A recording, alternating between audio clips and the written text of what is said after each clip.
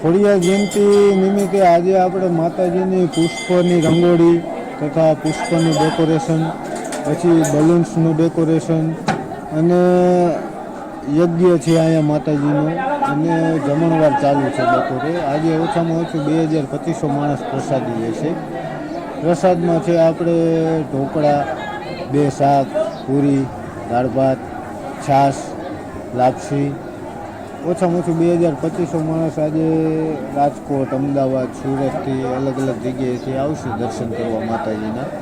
આજે માણસોની સવારે 5 વાગે આરતીથી બહુ ભીડ જાજી હતી અને લોકો મોરબી, રાજકોટ, સુરેન્દ્રનગર, સુરત, અમદાવાદ, બરોડા, મુંબઈ, બેંગ્લોર અનેક જગ્યાએથી આવ્યા હતા અને અમુક ફોરેનરો પણ આવ્યા હતા. જે લોકો અમેરિકાથી આવ્યા હતા એ સવારે દર્શન કરી નીકળ્યા હતા. માતાજીમાં આટલું શ્રદ્ધા ધરાવતા હોવાથી આડા ટાઈમમાં પણ આવતા હોય છે દર્શન કરવા માટે.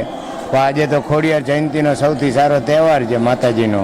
એટલે આજે તો માનવ મેરામણ ઉમટી પડ્યો હોય છે, કેમ કે માતાજીને એટલા બધાને શ્રદ્ધા અને વિશ્વાસ છે કે જેના હિસાબે માણસો શ્રદ્ધાથી માતાજીના દર્શન કરવા અવારનવાર આવતા હોય.